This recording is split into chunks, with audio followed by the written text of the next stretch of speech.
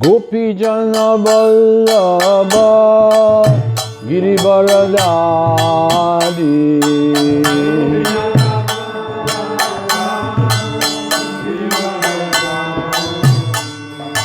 Gopijana Vallabha Girivaradari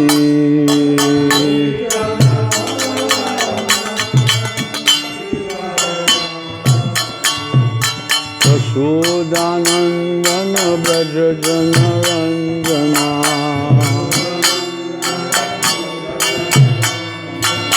Yashodanandana Brajajana Ranjana Yashodanandana Brajajana Ranjana Jamuna Tira Banachari Jamuna Tira Banachari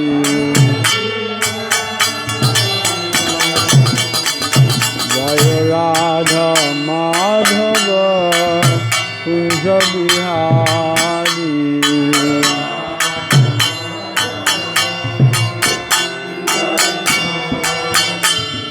Jaya Radha Madhava Kunja Bihari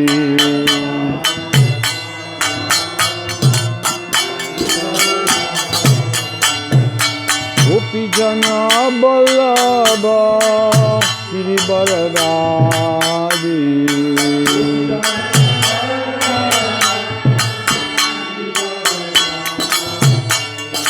Gopijana Vallabha Girivaradari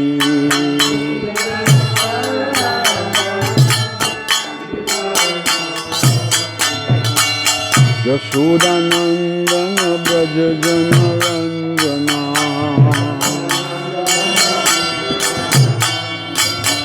Yashodanandana Brajajana Ranjana Yashodanandana Brajajana Ranjana Yashodanandana Brajajana Ranjana Jamuna Tira Banachari Jamuna Tira Banachari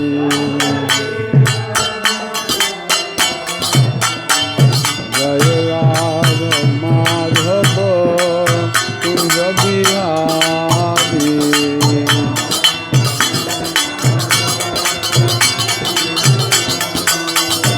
Jaya Radha Madhava Kunja Bihari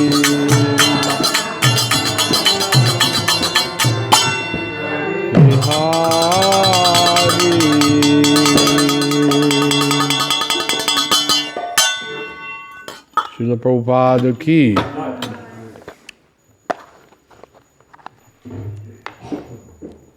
So continuing reading Srila Prabhupada's Lilamrita ki.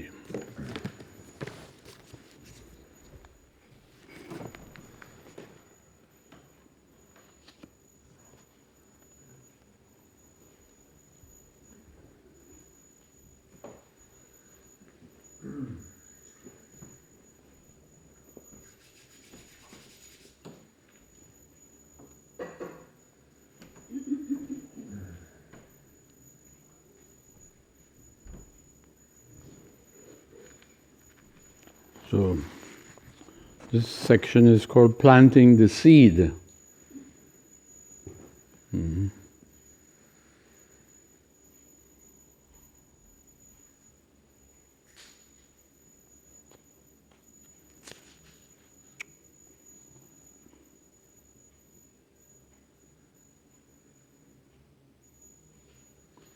Prabhupada talked of his childhood at the turn of the century, when street lamps were gas-lit, and carriages and horse-drawn trams were the only vehicles on Calcutta's dusty streets. This is during the British occupation. These talks that Prabhupada gave about his past charmed the devotees even more than the transcendental philosophy of Bhagavad Gita. This is not on. Know how to do it?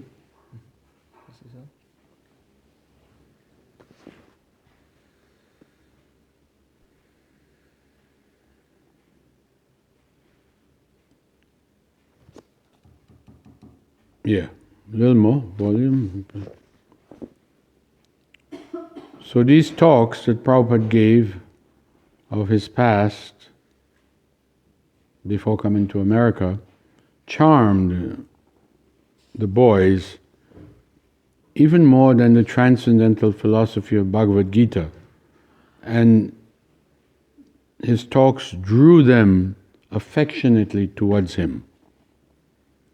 He told about his father, Gaur Mohan De, a pure Vaishnava. His father had been a cloth merchant, and his family had been intimately related with the aristocrats, Muliks of Calcutta. The Muliks family had a deity of Krishna, and Prabhupada's father had given him a deity to worship as a child. He used to imitate the worship of the Govinda deity in the Muliks temple. As a boy, he even held his own Rath Yatra festival every year, imitating in a miniature the gigantic festival at Jagannath Puri. His father's friends used to joke and say, "Oh, this Rath Yatra ceremony is going on at your home and you do not invite us? What is this?" But his father would reply, "Oh, this is child's play. That's all." But the neighbors, they would say, "Child's play? You are avoiding us by saying it is just for children." Prabhupada commented when he said, "Yes, they thought it was child, but I thought it was real." For Prabhupada, this was the real thing. Prabhupada fondly remembered his father, who had never wanted him to be a worldly man. His father gave him lessons in Mridanga and had prayed to visiting sadhus that one day the boy would grow up to be a devotee of Radharani. Yesterday I read Prabhupada commenting some more on this. He said there were 2 teachers arranged for him to get some education at home. One fellow was teaching the essentials, mathematics and so on, and the other fellow was teaching him Mridanga. His father arranged it. He said, "But my mother, she didn't like it. She used to constantly say, 'What is the use of this? What can he do with this Mridanga?'" She didn't. But his father said, "No, I want him to learn this." And then years later, Prabhupada was beating a big Mridanga that was heard all around the world. He said his Guru Maharaj used to call the printing press the Brihad Mridanga. And he took it up seriously, and so now, just like these times, these books are going out all around the world. Yesterday, so many books were distributed in France. This is the big Madanga. One night, Srila Prabhupada told how he had met his spiritual master. He also told how he had begun his own chemical business, but had left home in 1959 and taken sannyas. So he's going through it quickly. The boys were interested, but they were so ignorant of the things that Prabhupada was talking about. Sannyas, all these things. These newcomers, what do they know? They never heard these terms. Even at the mention of a word like mridanga or sannyasi, they had to ask him, what does this mean? What's a mridanga? What's a sannyasi? And Prabhupada would go on conversational tangents describing Indian spices. That was also something they don't know about. Indian drums, and even Indian women he would talk about.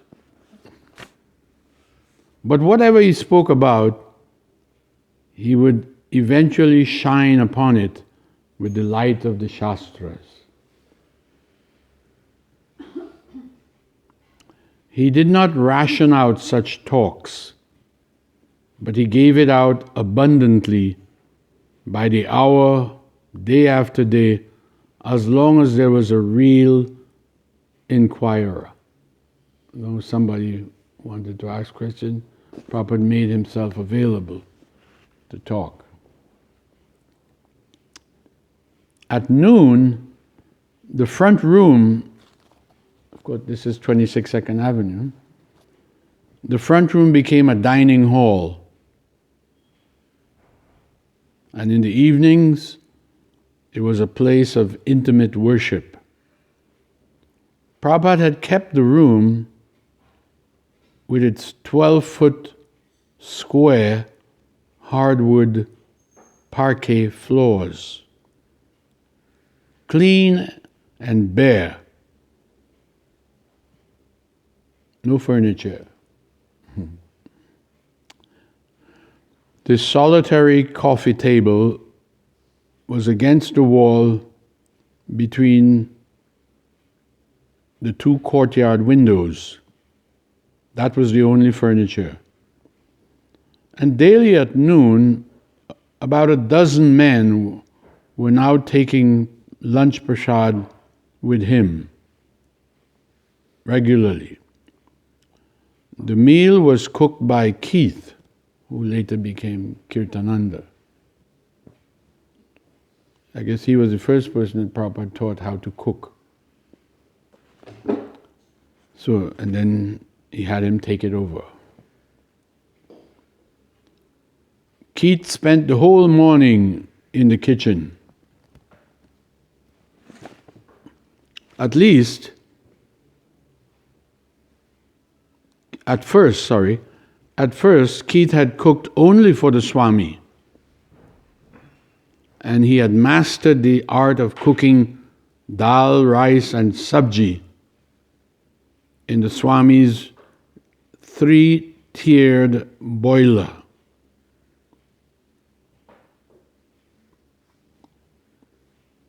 And usually there had been enough for 1 or 2 guests as well. But very soon more guests began to gather, and Prabhupada told Keith he has to increase the quantity. So he abandoned the small 3-tiered cooker. It's like a, what do you call them? Tiffin. You see them all over India. Three different containers. And Prabhupada would put one container would have dal, one container would have rice, one could have, and you would cook them all on one flame simultaneously. So,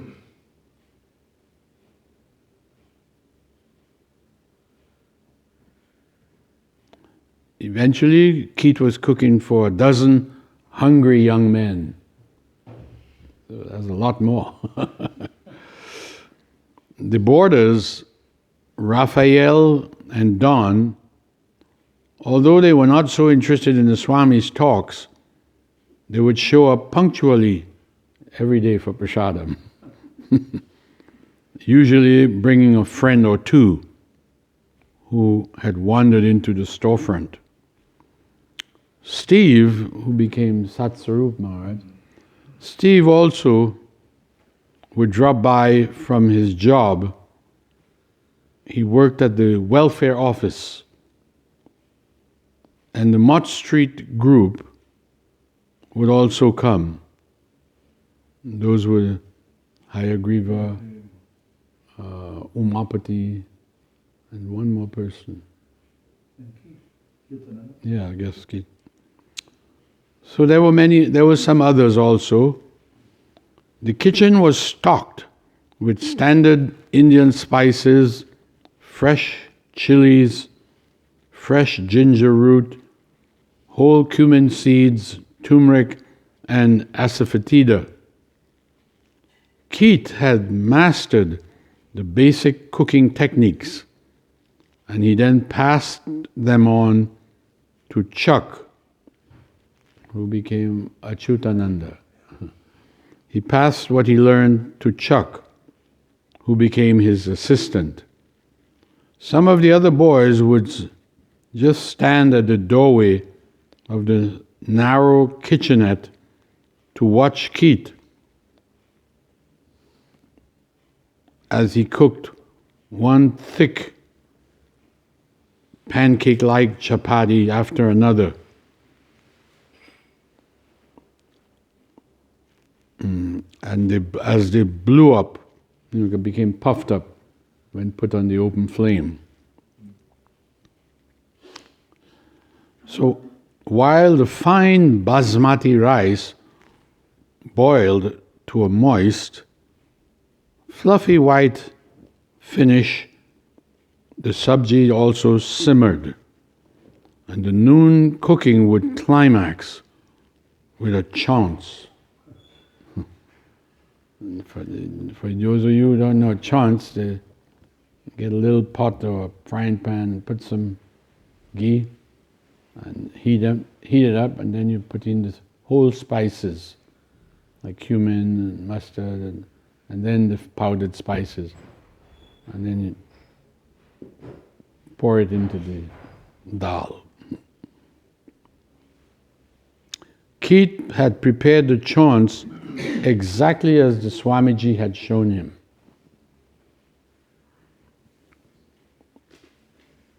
Oh, it describes the chants here. Over the flame, he set a small metal cup, half filled with ghee, and then he would put in the cumin seeds. When the seeds would almost turning black, he added chilies. And as the chilies blackened, a choking smoke began to pour from the cup. Now the chants was ready. And with some tongs, Keith lifted the cup. Its boiling, crackling mixture fuming like a sorcerer's kettle. And he poured it into the dal. He opened the cover of the dal, dumped in the boiling chants with a flick of his wrist, and then immediately replaced the lid. The meeting of the chants and the dal created an explosion, which was then greeted by cheers of the other men looking on. That was like an event, the chancing of the dal. This final operation was so volatile that one time it blew the top of the pot to the ceiling with a loud smash after he had put in the chants, causing minor burns to Keith's hands. Some of the neighbors complained of the penetrating fumes, but the devotees loved it. They never smelled those kind of fumes.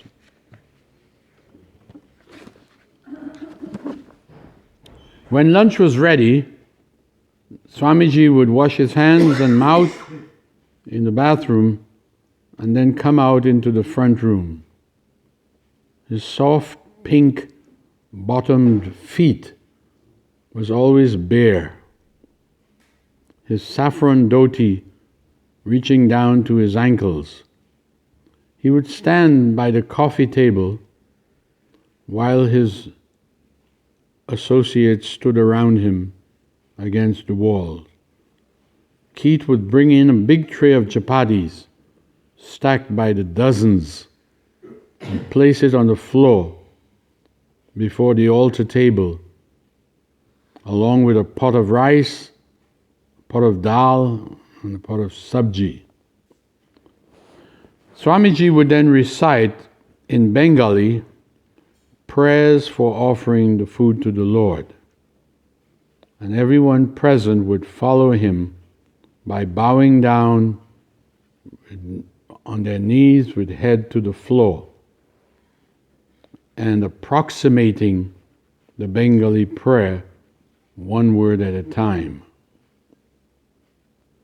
While the steam and mixed aromas drifted up like an offering of incense before the picture of Lord Chaitanya, the Swami's followers bowed their heads to the wooden floors and mumbled the prayers. Prabhupada then sat with his friends, eating the same prasadam as they were, with the addition of a banana and a metal bowl full of hot milk. Papa liked to have that with his lunch, bananas and hot milk. He would slice the bananas by pushing it downward against the edge of this bowl, letting the slices fall into the hot milk. Prabhupada's open decree was that everyone should eat as much prasadam as possible. This created a humorous mood and a family-like feeling. No one was allowed to just simply sit picking at his food or nibbling at it politely. Swamiji insisted upon everyone to eat. No? If he saw someone not eating heartily, he would call the person's name and smilingly protest, saying, "Why are you not eating? Take prasadam." And then he would laugh. He said, "When I was coming to your country on the boat, I thought, how will the Americans like this food, this type of cooking?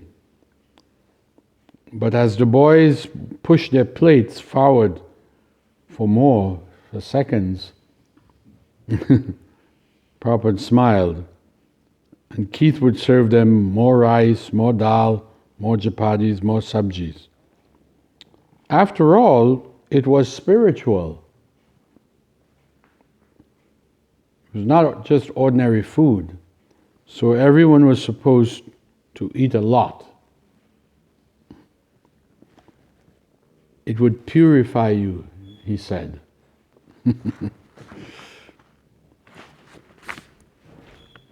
He says, eating prasadam would free you from Maya. And besides that, it was good, delicious, and spicy. It was better than American food. Of course. It was like chanting. Even donuts? Yeah.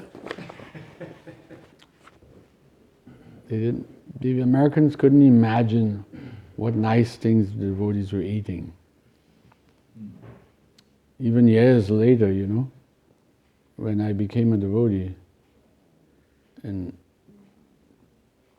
we told people we were vegetarians. In those days, vegetarian was rare. It was not common. There weren't any vegetarian restaurants. It took a few years before they started surfacing. You were considered a lunatic. Hmm? You were considered as a lunatic. Yeah. No, there were no vegetarian restaurants, and then when I was living outside, I would go to a restaurant and ask them I told them I'm a vegetarian. Is there anything I could eat? And they'd look at me strange. And I said, you must have something without meat. And they'd look at me, and then they would come back with some potatoes, like boiled potatoes, and a couple pieces of broccoli. And they said, that's all we have. It is a restaurant. Everything had meat, everything was contaminated. So they couldn't understand. They would ask, when people heard that I had become a vegetarian, because just by coming to the temple, I became a vegetarian the first day I went to the temple. They convinced me by talking to me, explaining how it's sinful to eat meat. And I believed them. So when I would tell people that I knew, I'm a vegetarian now, and they would say, what do you eat? I said, you have no idea. At the temple, when you go there, there's a feast every day of so many different preparations. And then on Sunday, the feast was off the charts. There'd be a 12-course feast. I mean, that was a feast. We didn't know what a feast was until we went to the temple on Sunday. And on Sunday, at the Sunday feast, you would get things like samosas, gulabs, sandesh, rasgul, all these things which they're time consuming to prepare, but the devotees would spend the whole morning and afternoon just preparing the things, Krishna's favorites. That's what they would tell me. I'd say, what's this? And they would say, this is one of Krishna's favorites. It's called a rasgulla. Everything was Krishna's favorites. There was no concoction. That's how it used to be. And so, when you get that feast, you think, you can't, even if you had money, you couldn't buy this anywhere else. It was so wonderful. It was a real feast. Sometimes I go to a temple and I tell the devotees, they have Sunday feast, and I said, you call this a feast? You don't know what a feast is? They have maybe 5 things, So that's not a feast, that's a meal. But feast is like, you gotta have Krishna's favorites. And everything was cooked in ghee. Now, several temples, they're cooking with oil.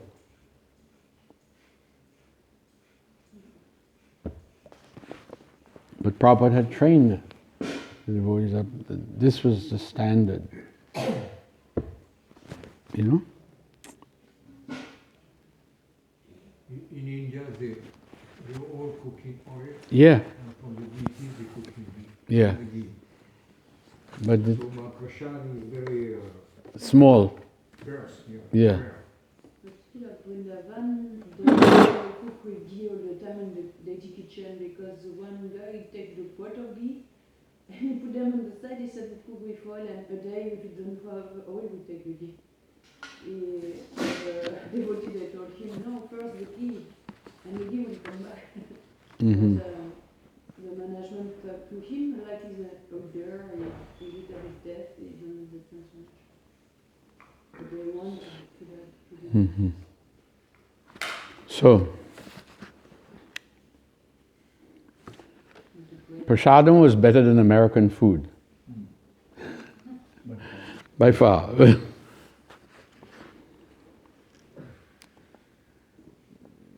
So the guests, they ate, they were taught to eat with their right hand, Indian style.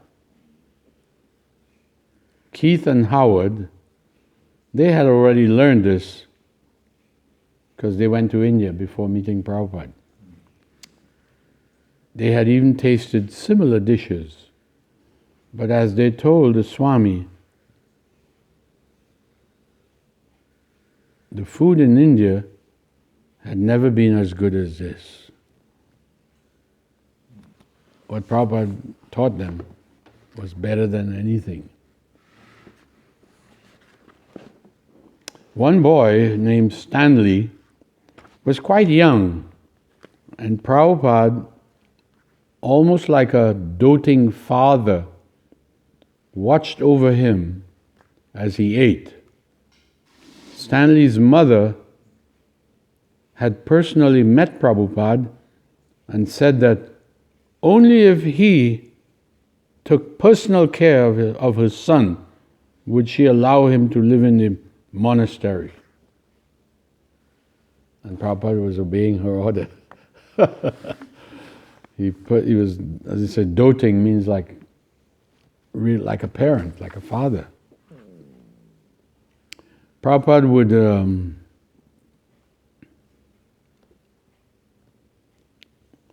diligently encourage this boy until Stanley gradually took on a voracious appetite, and he began consuming 10 chapatis at a time. 10 at a sitting, one meal. Then Swami began to limit the boy, only 10. Even though he used to always say do more and more, but with Stanley he limited him, 10 chapatis. When Prabhupada was finished, he would rinse and leave the room, and Keith would catch a couple of the volunteers to help him clean the kitchen, because the others would have already just eaten and left. Occasionally on a Sunday, Prabhupada himself would cook a feast with special Indian dishes. Prabhupada would cook the feast on Sunday. Man. Steve, who is Satsrup, he says, Swamiji personally cooked the prasadam and then served it out to us upstairs in his front room.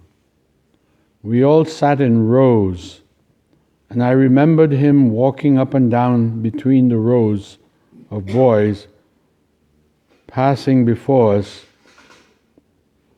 with his bare feet and serving us with a spoon from different pots. He would ask, what did we want? Did we want more of this? and he would serve us with pleasure. These dishes were not ordinary, but sweets and savories like sweet rice and kachoris. These had special tastes. Even after we had all taken a full plate, Swamiji would come back and ask us to take some more. One time he came up to me and asked what I would like more of. Would I like more sweet rice? And in my early misconception of spiritual life, I thought I should deny myself what I liked. He said, this was my misconception. He thought he should be austere. He says, in my early misconception, I thought I should deny myself what I liked best. So I asked for some more plain rice. But I'll tell you, even that plain rice was fancy. It was yellow with red, with fried cheese balls. So it wasn't, it was something. This is pushpan rice. Pushpan rice, yeah. On off nights, Prabhupada's apartment was quiet.